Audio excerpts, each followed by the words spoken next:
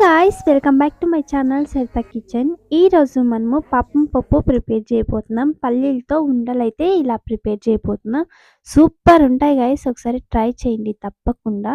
First అయితే మనము ఎలా ప్రిపేర్ చేయాలో చూసేద్దాం. ప్యాన్ పెట్టుకొని మనము పల్లీలు అయితే వేయించుకునేసేయాలి బాగా. నేను చేసే క్వాంటిటీకి ఇన్ని పల్లీలనైతే తీసుకుంటున్నా. మీరు ఎంత క్వాంటిటీ చేసుకోవాలనుకుంటున్నారో అన్న పల్లీలనైతే తీసుకునేసేయండి. ఇలా పల్లీలని తీసుకునేసిన తర్వాత పల్లీలను మాత్రం బాగా వేయించుకునేసేయాలి. పల్లీలు ఎంత బాగా వేగితే అంత బాగా మనకి పాపం పప్పు టేస్ట్ అనేది అంత బాగుంటుంది.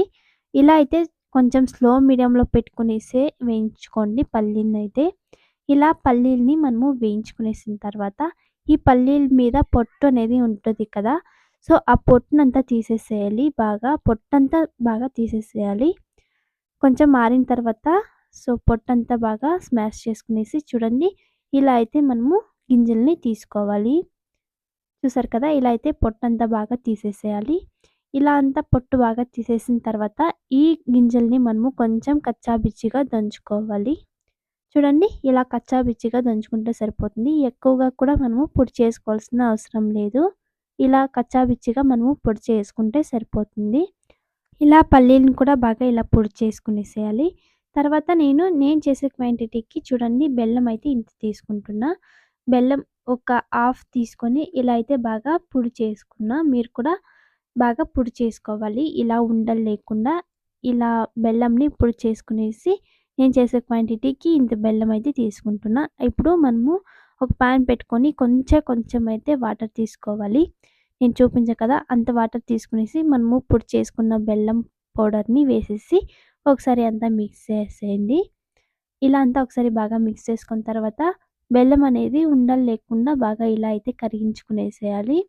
ఇలా కరిగించుకున్న తర్వాత మనకి పాక్ అనేది ఒక పొంగొచ్చేంత వరకు మనము పాక్‌ని ప్రిపేర్ చేసుకోవాలి. మనకి పాక్ ప్రిపేర్ అయిందో లేదో ఎలా తెలియాలంటే చూడండి, ఇలా ఒక పొంగొచ్చే తర్వాత మనము ఒక ప్లేట్ తీసుకొని ప్లేట్‌లోకి వేసుకునేసి మనకి చేతిలోకి ఉండతర ఇలా వస్తే మనకి పాక్ అనేది ప్రిపేర్ అయిందని అర్థం. ఒక్క పొంగొస్తే సరిపోతుంది. చూడండి, ఇలా అయితే పాక్‌ని ప్రిపేర్ చేసుకోవాలి. పాక్‌ని ప్రిపేర్ చేసుకున్న తర్వాత మనం పల్లీలనైతే ప్రిపేర్ చేసుకున్నాం కదా! ఆ పల్లీలని ఇప్పుడు పాకులోకి వేసేసి అంతా బాగా ఒకసారి మిక్స్ చేసేయండి. ఇలా అంతా ఒకసారి బాగా మిక్స్ చేసుకున్న తర్వాత చూడండి, మనకి ఇప్పుడు కొంచెం పొడి పొడిగా ఉంది కదా! ఇదంతా మనకి ఒక ఉండ లెక్క వచ్చేంత వరకు మనము ఇలానే మిక్స్ చేసుకోవాలి. ఇలా అంతా మిక్స్ చేసుకున్న తర్వాత చూడండి, మనకి ఇప్పుడంతా ఒక సైడ్‌కొచ్చింది. ఒక ముద్ద లెక్క ప్రిపేర్ అయింది కదా!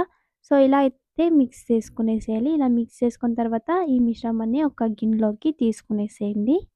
ఇలా ఒక గిన్నెలోకి తీసుకున్న తర్వాత చిన్నగా ఇలా అయితే ఉండలు చేసుకునేసేయాలి.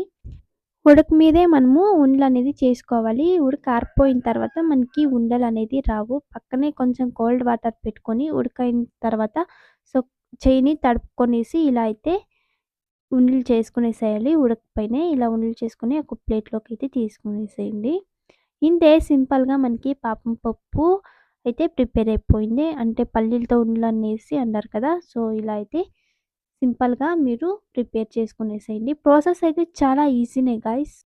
ఈ పల్లి ఉండలైతే మనము ఆరాంగా ప్రిపేర్ చేసుకునేయచ్చు. ఎవరైనా ప్రిపేర్ చేయొచ్చు.